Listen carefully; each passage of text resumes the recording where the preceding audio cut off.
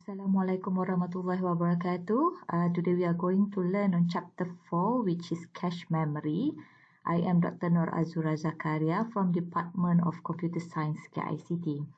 So before we look into the chapters, we are going to see what are the learning objectives for this chapter. So by completing this chapter, you should be able to present an overview of the main characteristics of computer memory systems and the use of a memory hierarchy. And then you should be able also to describe the basic concepts and intent of cache memory. And then you are able to discuss the key elements of cache design. And the last one, you should be able to distinguish among direct mapping, associative mapping, and set associative mapping. So what are the contents, what are the topics for this chapter? There are three topics here, three contents, which is the first one, computer memory system overview. The second one is the cache memory principles. And the last one is elements of cache design.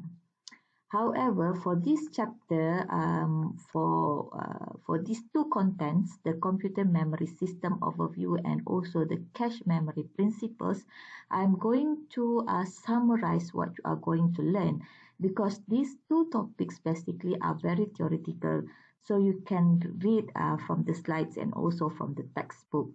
I'm going to emphasize more on the elements of cache design. The first topic for this chapter is the computer memory system overview. So inside this topic, you are going to learn on the basic characteristics of the memory system. So you are going to learn what kind of location for the computer memory. So basically for the location, the computer memory can be located internally and also externally.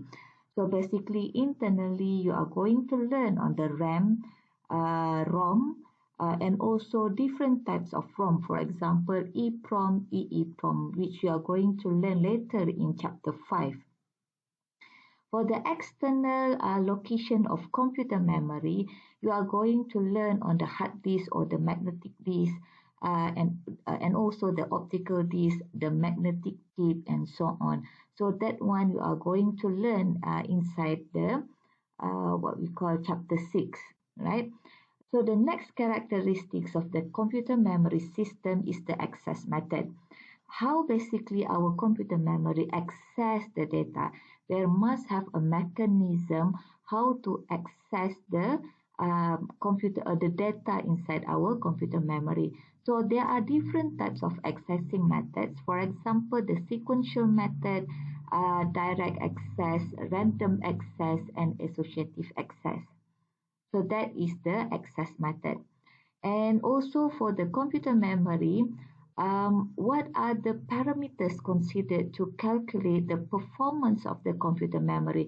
So you are going to learn on the performance characteristics. And inside the external memory in chapter 6 later on, you are going to learn one of the performance parameter, which is the access time. So access time basically is one of the parameter to calculate the performance of the external memory. So that is a brief overview of the computer memory system topic. The next topic is the cache memory principles. So basically, what is the purpose of having cache memory in the computer memory system? Basically, the purpose or the basic purpose of cache memory is to increase the computer performance in terms of accessing data. And basically, the cache memory is one of the internal memory. It can be regarded as an internal memory. But currently, our processor, our computer processor, the cache memory is already embedded inside the processor. So the cache memory, it can be a single level or it can be multi-level of cache memory. Multi-level means that it can be level 1, level 2 until level 3 of cache memory. And basically the cache memory sits between the CPU and also the main memory.